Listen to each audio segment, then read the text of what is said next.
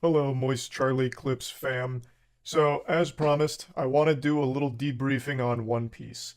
As many of you know, I've been actively chipping away at One Piece for like 2 years now, maybe a little longer than 2 years, because I really wanted to get into the hype. I wanted to feel what One Piece fans feel, where it's talked about as one of the best pieces of fiction ever written in the history of our species.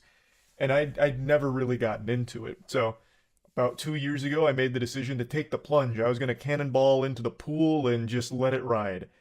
And man, what a laborious, slow journey it has been. So, we're just going to go through the full thing. I just finished the Skypiea arc, so I'm just going to cover all of my feelings up till this point. Now, I knew this show was going to be a bit of a slow burn, which I'm completely fine with. In fact, there's a lot of slow burn anime that I enjoy. I don't need just fucking nuts to butts action, like beautiful, animation on every fight or anything like that. But what I didn't expect with One Piece is just how long it takes for characters to become interesting. Now that I'm 200 episodes in, characters that were introduced in the very beginning are just now starting to grow on me and become what I feel is a more fleshed out, more three-dimensional character as opposed to just 2D tropey shit. Like example, Sanji. Sanji's just like girl crazy, always fucking hearts in his eyes, auga, auga, and like for the entire duration of his character arcs through Skypiea. Now, post Skypiea, or getting to post Skypiea, I feel very differently about him now. I feel like he's going in a different direction that is more interesting. Zoro is a character that I liked from the beginning and I like more now, but he very much is just like stoic, beat ass, eat ass kind of cool shonen character. He hasn't had like a ton of depth carved out for him as of this moment, but he's just a cool character. Luffy, on the other hand, has not changed one fucking bit, and I find a lot of his character traits extremely grating. In Skypiea, I could not stress how much of a headache it was every time they went to Luffy in the belly of the fucking snake. He spent like 40 episodes in the snake's belly going, "This is a weird cave. This is a weird cave. Such a weird cave. Gum Gum Gatling on the cave walls. I'm gonna bust out." For 40 fucking episodes until other members, Nami and them get in there and like lead him out. It's just Luffy's character, I am still not fully sold on. I don't really enjoy Luffy. He's like my least favorite character of the Straw Hat crew. He is just in this perpetual daze, like a trance of stupid juice running through his veins. He's always just meat, meat, meat, can't wait to eat meat, and then just always fucking dumb. He's only ever serious at the very end of a fight or at the very beginning of a fight, and it usually only lasts for like 15, 20 seconds so far. I get that he's that way intentionally, but that doesn't mean that I like that aspect of him. Like, it's fine to have goofiness for your main character, but he shouldn't be perpetually goofy all of the time. And so far, he has been, even in extremely serious circumstances. Just the constant stupidity and like unrelenting silliness of him is just becoming so tiresome. And I'm hoping that at some point they ease off the gas on that aspect of his character. But I do want to make it clear, overall, I am enjoying the show more now. Alabasta arc was really good. Skypiea, not so much. Everything in Skypiea I thought was extremely underwhelming and a step back from Alabasta, except for its villain.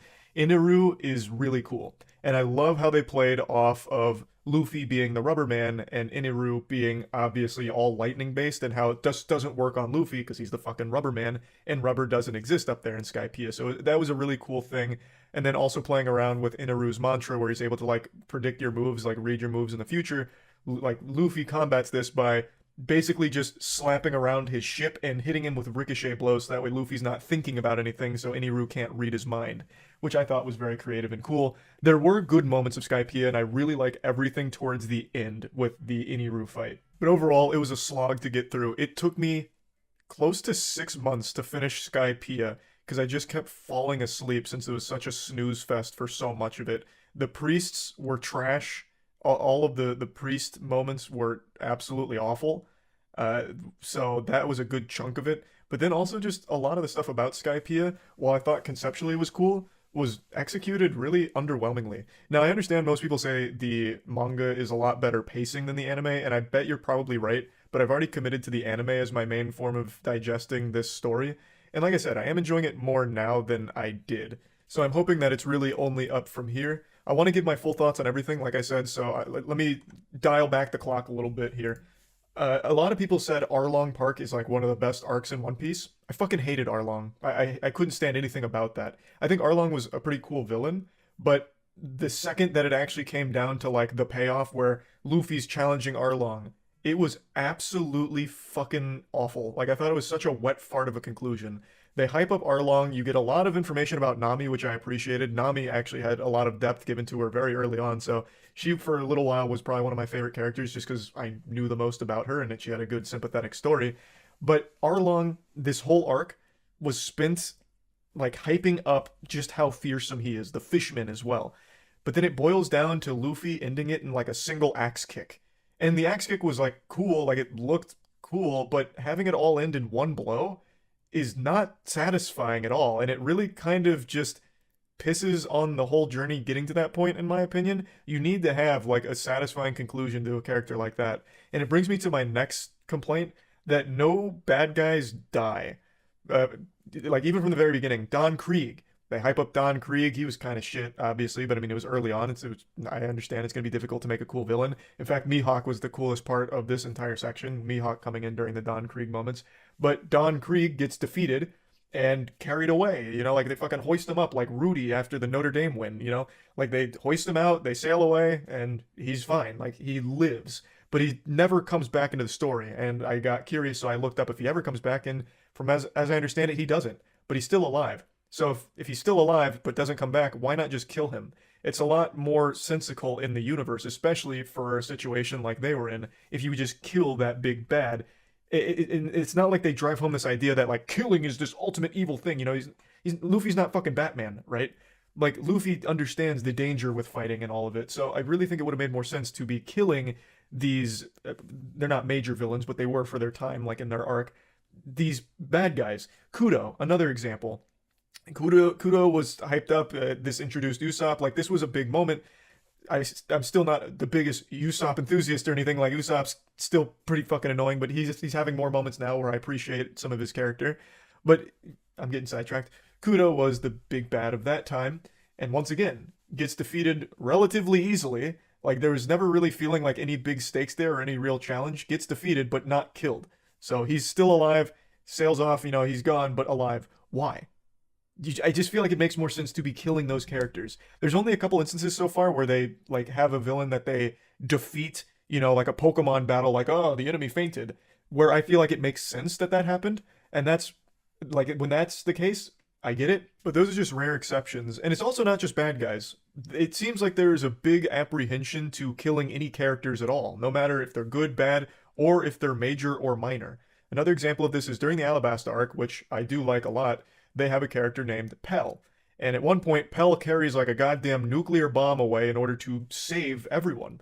It's a very noble sacrifice moment. He picks up the bomb and he's flying up into the goddamn stratosphere like an actual hero, a patriot, you know, like that scene from the Iron Giant. I'm Superman. Pell carries this bomb up there, it blows up, and you're under the impression Pell has sacrificed himself for everyone, and it's a really powerful moment. But it turns out Pell's alive. Somehow.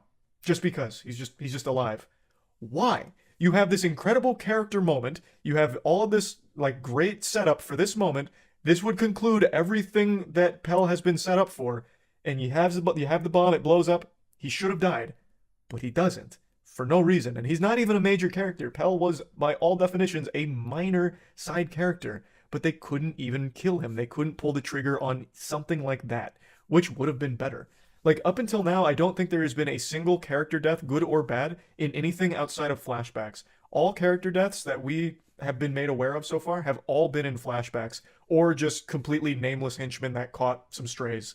Like, other than that, I don't think there have been any, like, noteworthy deaths at all, in general. Which I just think is so silly. Like, I don't understand exactly why. Now, I know that does change in the future. Tiana watched all of One Piece. I know a lot of where this story goes and like character deaths. So I'm looking forward to when we start getting to that point where characters do die, because I think that improves the overall stakes in the narrative. Because if you're going into these episodes, like I am, knowing that, oh, this guy's probably not going to die because no one else has so far, then there's really no stakes. Also, I take it back, there has been one death that I can think of off the top of my head right now, and that was the chunky priest in Skypiea, the Ordeal of Spheres, the ball guy, the ball juggler. He is dead, and the only reason we know he's dead is because his brothers were like, "You killed him," and that's the confirmation. Never mind, scratch that. I decided to look it up. He's not actually dead. I see. I must not have got to the episode where they sentence him and the other priest to their cloud drifting prison sentence. So no one that I can think of in this show so far has died outside of flashbacks. But yeah, anyway, that's just another thing that I feel like is just a little lacking is stakes because no characters are actually dying or anything, so everything's kind of got like a happy ending and happy resolution right now. But yeah, overall, it's not like I hate the show. I really didn't like it and really had to force myself to keep watching it early on, but now I am enjoying it a lot more, and I'm hoping that it only continues to get better. Also, shoutouts to Chopper because I also really like Chopper. I forgot to mention that. Chopper's whole story I thought was also pretty good, and he is still like he gets very tropey. Like he started off with a lot of depth to him, and now he's kind of fallen into more of a two-dimensional comic relief character, which I think is a little weird, but I'm sure that it's just setting him up for like big moments coming forward. But yeah, anyway, that's kind of where I'm at One Piece. Just finished Skypiea. I don't remember what the next arc I'm going into is, but I'll keep you all posted here on MoistCharlie clips. So yeah, how's One Piece so far? It's fine. I we talked about this during the Rocket League watch party. I accidentally watched an entire filler arc, not knowing it was filler, so I watched all of Navarone. So I'm really pissed about that. I spent like actually I know you did tell me, but but to be fair, you weren't 100% sure either, and I thought I read that it wasn't. But yeah, I spent like a fucking month and a half watching all of Navarone because I kept falling asleep. But it was okay. Like I actually didn't hate it. It didn't feel like filler. Like it actually seemed like it was important. So I was like, oh, there's no way this is filler. There's a whole goddamn marine super base. There's no way this is filler. It turns out meaningless. Never referenced again. So that was like 15 episodes right down the shitter. So now I'm on right after Navarone. So I just met Doflamingo.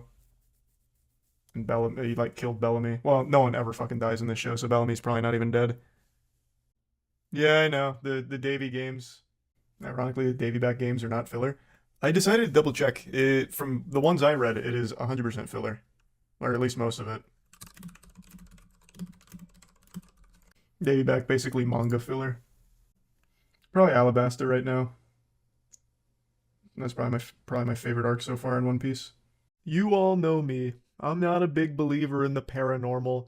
Ghosts, ghouls, goblins, gnomes, Wi-Fi, all just a bunch of horseradish if you ask me. And you know what else I didn't believe in until recently? One Piece being good. But now everything I thought I knew is crumbling around me because I am actually, finally, enjoying One Piece after 2 years of committing time to watching this to see if I'll ever enjoy it. I just finished Water 7 and Innie's Lobby, and I actually really liked those arcs. Now, typically, this is a video I would post on my second channel, MoistCharlie Clips, because that's where I've been updating people on my One Piece progress, and it's also just a channel where I've been posting a bunch of other weird shit, so go subscribe to that channel, it'll make you more attractive. But the reason I decided not to put it on that channel this time is because this is such a pivotal moment in my anime viewing career. This is the biggest anime ever made and biggest manga by extension, and I've never liked it. I've always shouted bah humbug about all the people going crazy about how good One Piece is. But now, after 300 something episodes, I'm finally enjoying it. I'd given One Piece so many chances over the years to really grip me, and it never has, so I always thought that everyone that was preaching the gospel of One Piece being the best fiction ever produced, I thought they were all just a bunch of lunatics, like solar panel scammers just making up lies. You know, I thought that whole concept that One Piece was anything more than dog shit was more made up than the boogeyman. But I decided about 2 years ago now to really buckle down, grit my teeth, and just catch up on One Piece to see if it ever actually gets good. I was willing to subject myself to some torture with early One Piece seasons in order to see if the grass was ever greener on the other side when we finally reached like episode 250.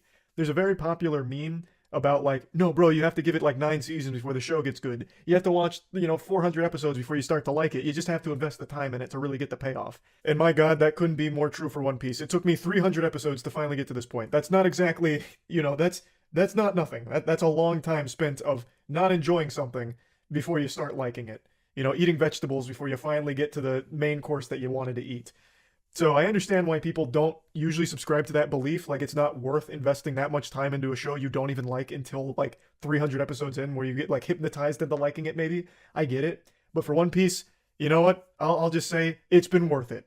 I'm not conceding on any of the points I ever made about the previous seasons prior to Water 7, because I still think the pacing was glacial and bad. The outright refusal to actually kill any characters outside of flashbacks was cowardly and takes a lot of the wind out of the sails of stakes when it comes to the show, as well as a couple of other arguments I've made a lot in the past that I don't need to just regurgitate here. Up until this point, there wasn't a whole lot I liked about it other than a couple of characters like Zoro and Chopper, and I did like the Alabasta arc overall, but on the whole, wasn't really feeling One Piece. I wasn't exactly pumping my fist getting excited for it. It was a show that literally was a sleep aid. Like, this was the cure for insomnia for the first 240 episodes. Like, it was so goddamn boring and generic. I wasn't enjoying it. But then, once I got to Water 7, things really started to turn up. Like a lot of people said. Most people actually, when I was talking about this on stream across my journey, always said that you have to at least get to Water 7 before it gets really good. And I can't fucking believe it, but they were right. It actually is good. So, I'm not just going to repeat all of the things I've said on my second channel about One Piece so far with my updates, so I'll just give you the brief cliff notes. I like some of the characters like Zoro and Chopper. I cannot stand Luffy. He's my least favorite character, and now after finishing Enies Lobby, he is still my least favorite character. This fucking goober only has two modes. It's stupid, and then stupid and hungry. And then I guess a third mode when he's fighting. And then he's, you know, at least he's not being annoying. Like, he's just a fucking grating character, and as I understand it, you either love or hate him. And unfortunately, I'm on the hate him side. I do not like him. He is very, very annoying, and I get that that's his whole character trait, but so far he has not evolved past that or developed past it at all. And I can never forgive this show for what it did during Skypiea, where it just put Luffy in the belly of a giant snake, and he stayed there for like 30 fucking episodes straight, and just was like left in stupid juice and like in this trance of idiot moron mode, where he just kept like punching walls. He's like, oh, this is such a weird cave. Man, am I ever gonna leave this weird cave? Such a weird cave. Like, he himself made Skypiea almost unwatchable, because he is just a perpetual stupid character. And that's just not that fun to watch, especially when it holds everything back. A lot of the problems are caused because Luffy is stupid, and I think that's just a weak plot point that drives things forward, or at least leading up to Water 7 and Enies Lobby. There was a lot of moments where Luffy was literally the reason things went bad, because he is dumb. Like, he is just legitimately dumb, and that's it. Like, he's just stupid. Being stuck in the belly of a snake for so long is beyond frustrating to watch, because it just keeps repeating itself. Ah, this is a weird cave. God, this cave is so weird. Gum Gum Gatling. Ah, these cave walls are so big. Cave is weird. And then he's finally freed from the snake at the very fucking end. He's like, oh, you guys came into the weird cave to save me? They're like, Luffy, it's a snake. What do you mean it's a snake? It's a cave. It's just so fucking, it's so lame. It's so lame. I cannot stand Luffy as a character. There's only like maybe 3 or 4 moments where he's been serious, and even then, he's still a bit of a goofball. And that's, I don't know, I just don't really like that kind of character trait hammered in nonstop. But all the other characters so far, for the most part, I do like, with Zoro and Chopper being my favorite. Zoro, because he's just a perpetual badass, and he is usually always serious, and when he's not, it's actually kind of rewarding to see him lighten up. And Chopper, because I actually really like Chopper's backstory. So far, he's one of the few characters that got a lot of attention given to them prior to Water 7, of course. And I liked that. I liked everything about his motivation, his drive, where he's come from, and how he grows. Now, we get to Water 7, and every character is getting a lot more to them, especially Nico Robin, the most mysterious of the crew. And there's a lot of drama that happens with Usopp leaving the crew after the Going Merry is deemed insalvageable. They can't, revive her. They couldn't get the paddles out and fucking shock it back. It was kaput. It's dead. And Usopp he's not having it. He thinks Luffy and the crew gave up on the Going Merry too early. So Usopp leaves the crew after challenging Luffy to a duel, and it's very emotional. It's very emotional. I didn't like Usopp that much until Water 7. Now I really like Usopp. And by extension, his alter ego, Sniper King.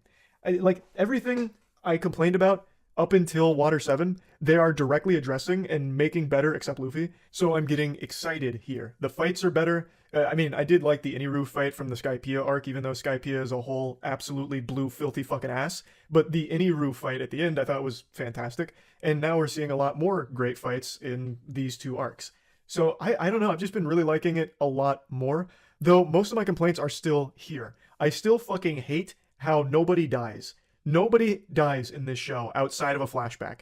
Only when they're doing flashbacks do they have deaths so far. There's no real integral character deaths or really emotional moments so far. The biggest culprit, the biggest crime, and this was an affront to God when it comes to bad writing, is in the Alabasta arc when Pell takes like the nuclear bomb that's about to blow up Alabasta, flies it up into the sunset in order to sacrifice himself, a noble sacrifice, completing his character arc perfectly. And he does that. Bomb blows up. Everyone's expecting Pell to be dead because he just ate a goddamn nuclear bomb for breakfast. But then he's not dead. He's still alive. He still lives because they don't kill anyone off in this fucking show. And I think that's such a misstep.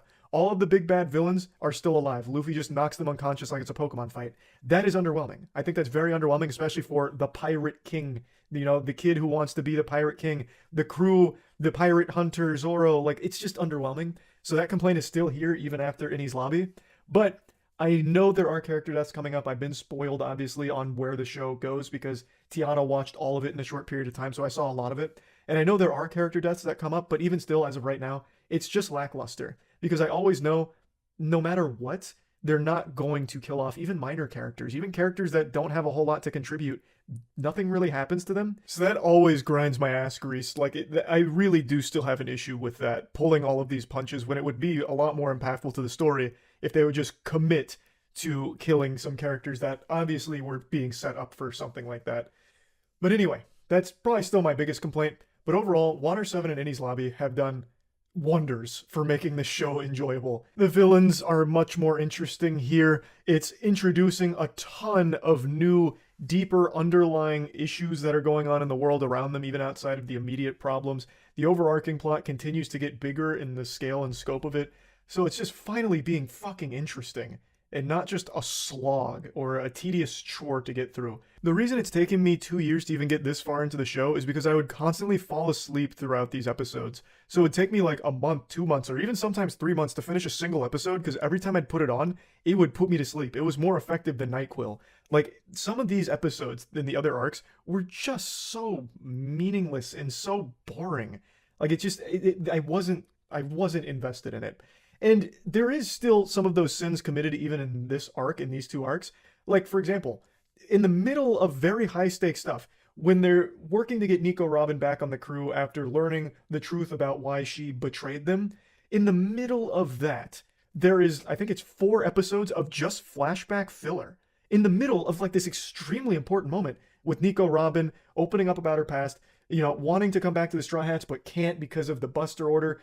And during this, like, as they're squaring off with all the bad guys and with Nico there as well, they just, like, fucking shoehorn in, like, 4 filler episodes. Why? What, like in the middle of very important stuff? At least I think it was at that part. I'm already getting a little foggy on exactly when those flashback fillers come in, but I'm pretty sure it's there. And it's just, you know, it's unnecessary. It doesn't add anything. All it does is ruin, once again, the pacing and detract from the enjoyment. So there are still those moments here, even in what I consider to be the best arcs of the show so far, but they're much lesser and a lot less egregious. So overall, I just like the direction Water 7 and Enies Lobby is taking the show. I'm finally starting to see how this opens up into something very special for the first time. So yeah, I'm finally liking One Piece. I know this isn't the most like detailed Moist Meter review breakdown of Water 7 and Enies Lobby, but I don't really think that's necessary. All of you watching this have probably already formed your opinions about One Piece, and there's not a whole lot I can do to like change your mind. All I can speak to is what I've found not enjoyable versus enjoyable. And right now, Water 7 and Enies Lobby is exactly what I'm looking for from a show like One Piece. So I'm hoping the coming arcs continue that energy and keep that momentum pumping. So yeah, finally liking One Piece. That's about it. So yeah. For most sane people, it's extremely difficult to stick with a hobby that you don't like for an extended period of time. It kind of defeats the purpose of having a hobby. Why would you have a hobby of something you don't enjoy? It doesn't make sense. It doesn't compute. Might as well just be banging your head against a wall or slamming a toilet seat lid on your head. There's no real reason to do it, so if you don't like it, stop. Well, no one ever called me a sane man, so I've stuck with a hobby for a little over 4 years now. And it's time for my biannual check-in, kind of, on it. One Piece. Catching up on the One Piece anime. I started it at the beginning of COVID, and I swore with my hand on a stack of Bibles that I would catch up to the anime, which is well over 1,000 episodes at this point. And I'd like to report my progress here, because it has been tough. One Piece has some very high highs and some very low lows. There's some hits, there's some shits, and let me tell you, those shits be shitting. They are rough. I swear to God, Ponce de Leon's expedition to Florida probably wasn't as brutal as the journey through some of these One Piece arcs. Some of these arcs are just downright inhumane to sit through, like something Guantanamo Bay would subject you to. Like, there are torturous methods here with some of these arcs, like Fishman Island. Heaven forbid, we'll get into that in a moment, we'll get into the weeds, but like, having someone sit down and watch Fishman Island is like torture Jack Bauer would subject a terrorist to in 24. It's rough. But hey, you don't get muscles like these without eating some of your vegetables, am I right? So I've been pushing through. I've been fighting off the sleep because trust me, with some of these arcs, it is hypnotic. It is almost impossible to not fall asleep through some of these episodes. But I did it. It's like listening to a Jigglypuff song for a couple of these episodes, but I still endured. And now, I'm happy to say I am halfway through Dressrosa. So I'm pretty deep into the anime now, and I want to give you my overall thoughts on all of it. Now, I did this about a year ago, a year and some change. Much to the chagrin of the entire One Piece community, holy fuck, they ate me alive. They shit my whole ass for me. It was... I was thrown to the wolves. They did not like my takes. But I'm coming at you with more takes in just a moment. Right now, the biggest W take of all time, Goof Juice, is available right now, and there's a huge GamerSupps sale. This is my GamerSupps flavor, strawberry kiwi. It's the best goddamn flavor the world's ever seen. The best beverage, the perfect elixir. Trust me, your eye's gonna roll in the back of your skull in umami. It's amazing. GamerSupps.gg. There's a huge sale going on. Pick some up. But I'm back again with more takes. So I'm really liking One Piece a lot. I was very harsh on Luffy in the last video I made here, but I've really warmed up to him significantly since Marineford. And even in Fishman Island, I actually thought Luffy was great. I was very harsh of Luffy as a character, and I'm not going to just rehash what I said there, but I really think since Time Skipped, he has grown a lot. Like, he still has the exact same quirks and the same personality and everything, but as a character, I really think he's significantly more interesting, and he's not just so two-dimensional, at least not the way I viewed him beforehand. So, I loved Impel Down and Marineford. Those were two absolutely extraordinary arcs. I don't even need to explain why I like them so much. One of my critiques of the show is how nobody dies in it, or died in it. Marineford has big deaths, and they are impactful, and I think they're handled beautifully. So I am much more satisfied with the way that death is handled in the show. I am very appreciative of the direction it's going there. It seems to be much more willing to make beloved characters face real consequences. So I think that adds to the stakes of the show for sure. But there is a huge blemish. So right now I'll tell you where I'm at. I'm in middle of Dressrosa, and there's a huge, huge roadblock I had to push through. Fishman Island arc. I'm just going to play a clip from stream where I go over just how terrible it was. I finished Fishman Island. Thanks to the One Piece card game, it motivated me to finish fucking god-awful Fishman Island. What was so bad about it? Oh, you know what? Here. I'm going to be opening some One Piece cards here in a minute anyway. Might as well talk about Fishman Island and everything I hated about it. Fishman Island takes everything that One Piece was doing really well in Marineford and wipes its whole ass with it. The Fishman Island arc is a tedious chore to push through, and it is unwatchable without One Piece. One Piece is a godsend and the only way to actually push through that arc. Everything about it undoes everything Marineford did great. It is truly a wash. Like, it is trash. And it's so insulting that it's a really important arc because of, like, Shirahoshi. But my god, so the villain might legitimately be the worst villain I've ever seen in anime. Hody Jones is just a diet great value Arlong, but significantly more cringe. And I feel like has no real character to him at all, other than just being addicted to meth. That's it. Like, he's just a pill-popping lunatic, and nothing beyond that. He's not clever, he's not crafty, he's not even strong. Like, the Straw Hats are 1,000 times more powerful than all of the villains, so anytime they fight, it's instantly over. There's no tension. It's so dumb. Like, everyone's just cannon fodder in the arc. And Sanji is miserable in the first, 20 episodes where he just constantly starts bleeding out from nosebleeds, which was a really good gag initially in the beginning of that arc, but they kept playing it up, and he just had nothing to do until the very end. Didn't you take 8 months finishing that? Yeah, because it sucks. It's so boring. It's so boring. Like, if I didn't get into the One Piece card game, I probably still wouldn't have bothered finishing Fishman Island. Like, there's just never any motivation to watch it. I could go on and on with all the things I really disliked about Fishman Island. The pacing, every fight being just a complete showcase of how far above the Straw Hats were to the villains, which takes away all of the intensity of the situation. There are just so many things wrong with it. Sanji, Jesus fucking Christ, heavens to Betsy, just incapacitated for half of the arc because he keeps getting nosebleeds from seeing women, so he's bleeding out constantly. It was, I think, the worst arc in the show, but People said that Punk Hazard wasn't going to be great either, and I disagree. I really liked Punk Hazard, and I think it's because of One Piece. I can't give enough flowers to One Piece. It cuts out so much shit, and apparently Punk Hazard's big complaint was the pacing of it, so I did not have that issue. So I really enjoyed it, and I got to see a lot of Trafalgar Law, and what a badass character that is. Now, he hasn't been fleshed out yet, so I don't know too much about him as like an actual character, but his devil fruit is so fucking cool, and every time he's in a scene, he's the best part of it. His fight with Fergo is great. Smoker's here, and I really like Smoker, so that was cool. Overall, I liked Punk Hazard a lot, and I'm really enjoying Dressrosa so far, but I'll wait till I finish Dressrosa to give my thoughts on that arc.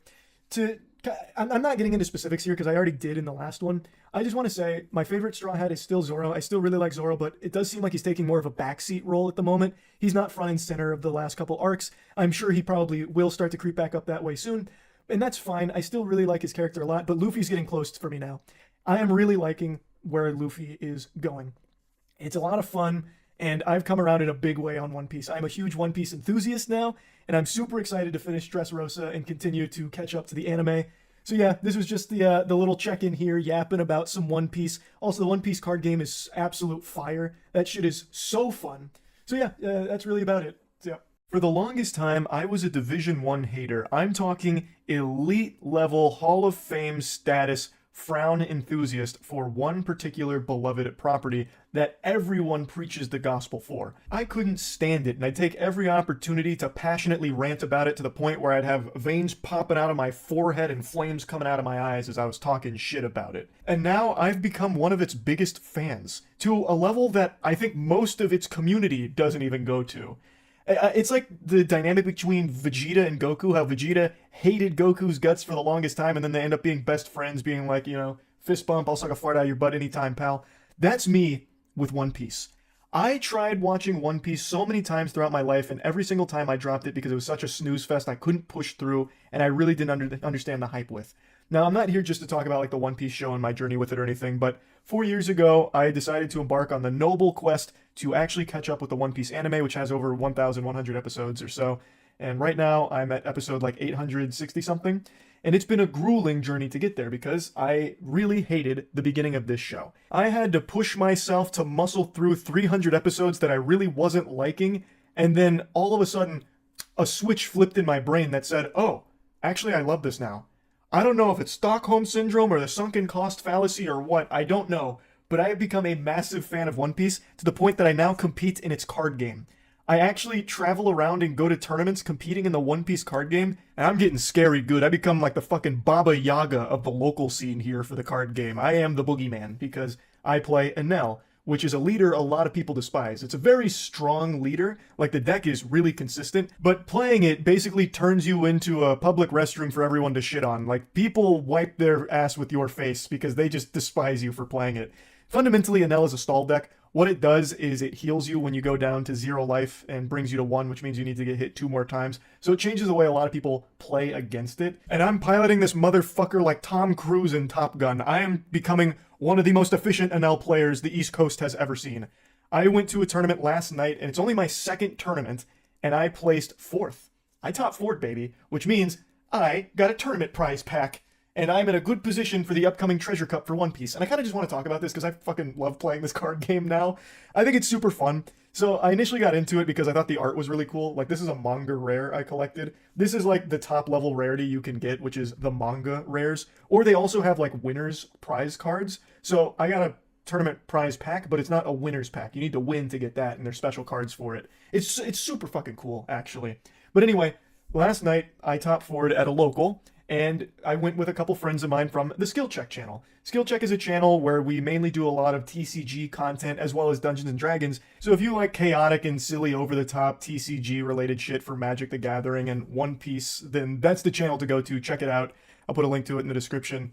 And I've been kind of documenting my One Piece journey recently. So this was my second tournament. I went with Ryan, Zach, and Clayman's. And Clayman's and I top 4'd. So of the top 4, 50% was made up of the 5 years ago, I embarked on an adventure. Like Ferdinand Magellan circumnavigating the globe, I set sail with people waving goodbye, wishing me luck on my expedition. I vowed that I would catch up with One Piece. Over 1,000 episodes of this show, I was starting from square one, and it didn't matter how long it took. I was going to do it. No matter what comes, I certainly will, and it'll be a load blown with the knowledge that I watched every episode of this show, and I'm proud to report that 5 years later, I'm almost there. I just keep getting asked where I'm at in my One Piece journey, so I'm going to give you the update now. I'm knocking on the door of the Egghead arc, and I've been doing these, like, almost annual updates on One Piece and my thoughts on it, so I figured it was about time since I'm moving past the longest arc in the show so far, which is Wano. Now, I said that I watched every episode. That's just a bold-faced lie. I have been using One Piece the entire journey. I truly would not recommend to my worst enemy to try and watch this show without One Piece or Onigashima paste, because there is so much fat that gets trimmed in these to make it so much better. So some of the arcs people really didn't like from the anime, like Punk Hazard, I actually enjoyed because I watched it through One Piece, which made it much tighter, much snappier, put a smile on my face. I got all of the juice without any of the pulp.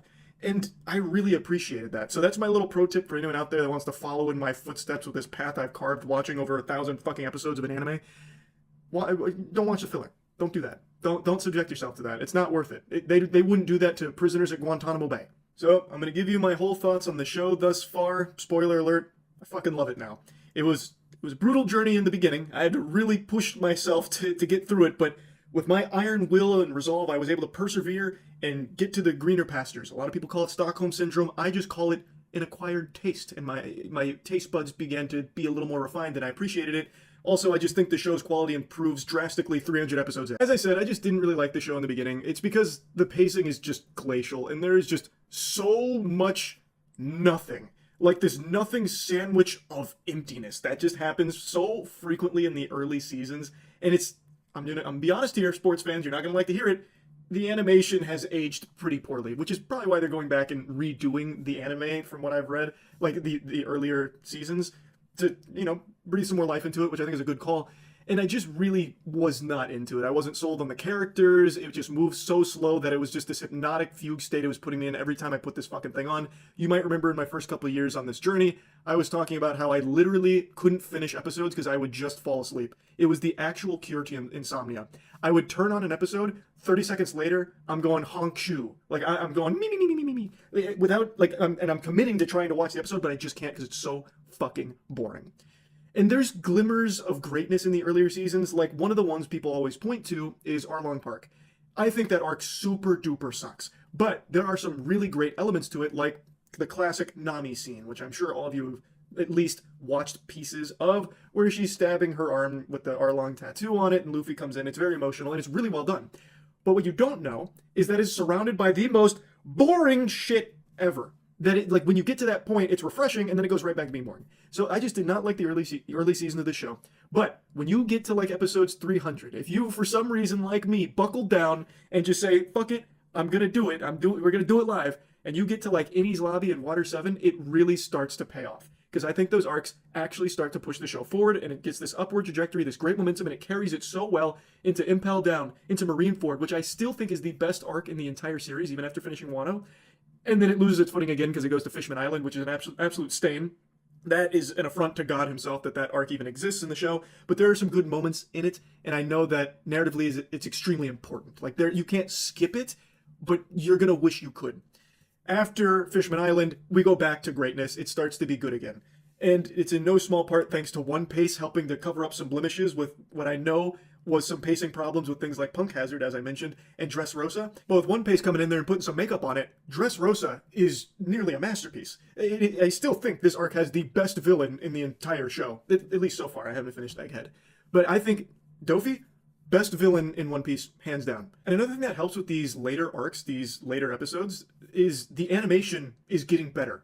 It's becoming more popular, it's getting more money, so as these seasons were coming out, they had more budget, and they put more into it, and you can start to see it. So the fights are flashier, the animation is smoother, it pops more, it's more vibrant, it feels a lot better to watch. So I really think One Piece is a show, and I know this is a cliche, that if you give it a try, there's a good chance you might not like it, but if you stick with it, there's a good chance you will like it. I have actually started agreeing with that really large take, and I mean large, I'm talking fucking Wumbo double D titty take, that One Piece is one of the best written pieces of fiction ever conceived. The depth of this show is unreal.